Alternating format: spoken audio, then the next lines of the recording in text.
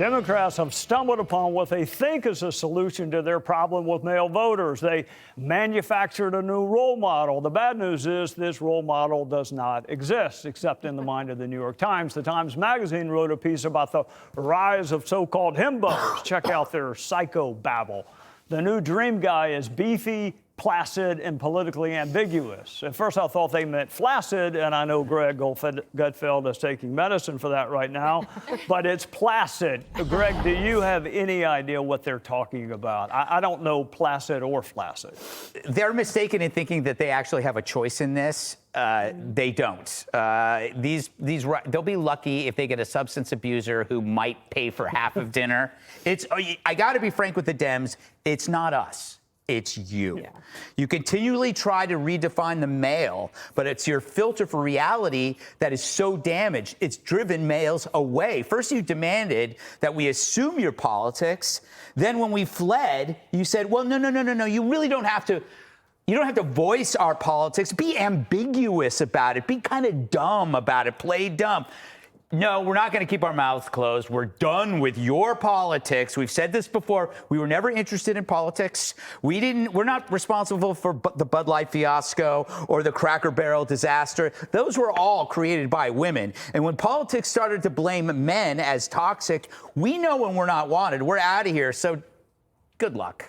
All right, Joey, if I were you, I'd be offended because they said handsome, strong, which you are, but they also said can lift a tongue but can't spell one. that we're somehow dumb. Are you offended at the new role male model? They said beefy, placid, and politically ambiguous. That's a Republican is what that is, because that means that placid is basically not easily upset. If a guy is in shape, he's not easily upset, and he's not letting you know his politics, it's because he wants to take you on another date, and he's afraid you're going to get mad when he starts talking about his guns. That's all it is. Speaking of getting mad, Dana, I am not a woman. I have 3 sisters. Despite what Nancy Mace accused me of, I'm not transgender either.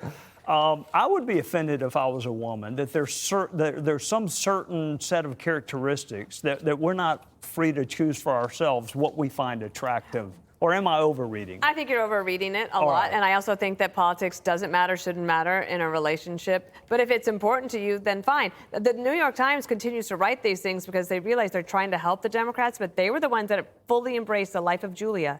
And the life of Julia was meant to be that the government would be your partner. And that hasn't worked out so well. All right, Jessica, we got expertise from the New York Times about how to recapture male voters. What should they do? I really don't think it's this article. I do not think it's this article either. I actually think it's no article. It's exit polls and it's the interviews that were conducted right before the election and in the immediate aftermath, where people said, I'll take a flyer on the crazy guy because your party feels preachy. And that's really all that it is. Just be yourself. And don't try to conform to some stereotype. If you can't bench press 135 pounds, I don't really care. Like, no one likes Mom Donnie. I care about his 435? No, 135. Oh. That's what the controversy was, that he couldn't bench. 135. Yeah. Even we can do that, can't we? Age.